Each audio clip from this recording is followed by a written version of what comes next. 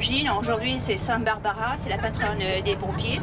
Voilà, c'est pour ça que il y a une raison pour avoir autant de pompiers. L'église, pour parler un peu du gosse, c'est là qu'elle s'est mariée, Mathilde Corot qui s'est mariée avec le jeune garçon de la famille Savoie. C'est dans cette église. Et au commencement du XXe siècle, ça devient un repère pour les promenades qui se font dans les du quartier. On emmène aussi sur la droite par Michel-Ange, qui est quand même ce grand architecte de la Renaissance italienne. Sur la gauche, vous avez... N'oubliez pas encore que un pape, il y aura le pape Aldo Brandini. Il n'est pas là parce qu'il n'y a pas le drapeau du président de la République. Voilà. Alors, la tour du Moyen-Âge qui est sur la gauche, et dès qu'on descend d'ici doucement, on aura face à nous un des menus.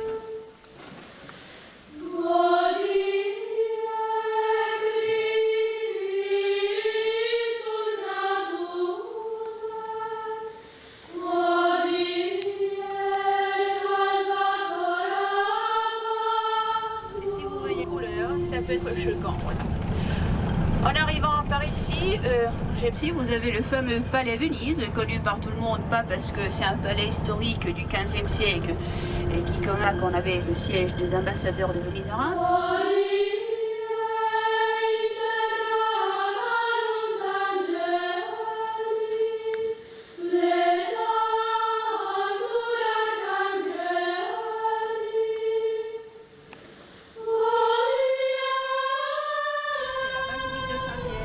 L'hôtel de la Patrie. Et le Capitole, bien, c'est le siège de ce qui était le temple de Jupiter, la triade capitoline avec Junon et Minerve.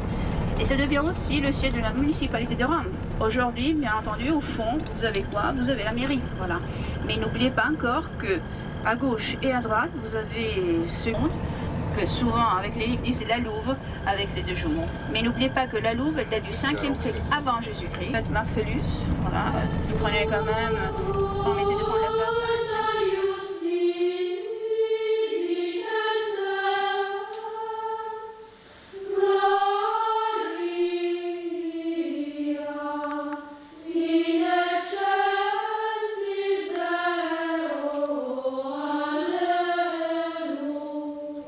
Ceux qui font des études en histoire de l'art, qui a été dessiné par Baldassare Peruzzi.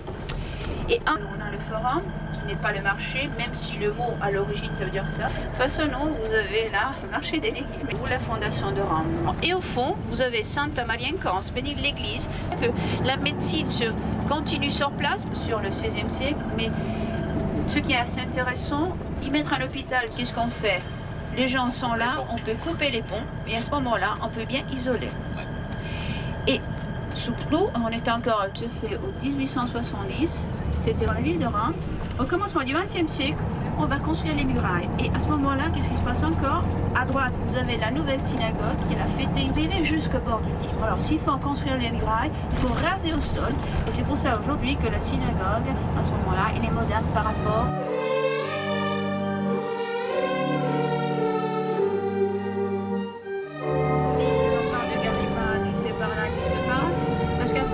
C'était la colline la plus proche qui permettait de... On arrive au Vatican, parce que n'oubliez pas que là bientôt vous avez déjà une pointe qui ressort par rapport à l'horizon sur la gauche, qui est la basilique de Saint-Pierre.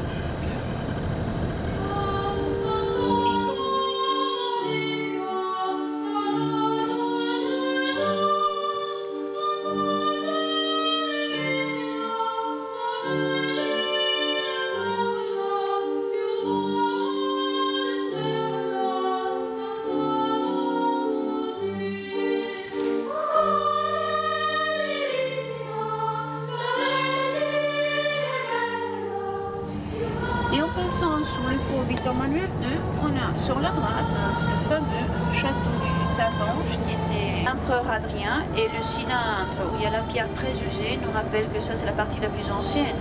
Et surtout, petit à petit, on s'est aperçu que chaque fois que la ville a été attaquée,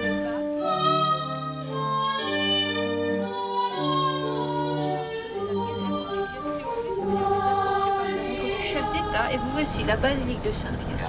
Mais n'oubliez pas que cette rue se fait dans les années 30. À l'époque de Mussolini, et puis par exemple à Pie XI, les accords du Latran, la muraille du Tibre, aujourd'hui ce soir que tout autour de la forteresse, il n'y a pas de l'eau qui passe. Alors,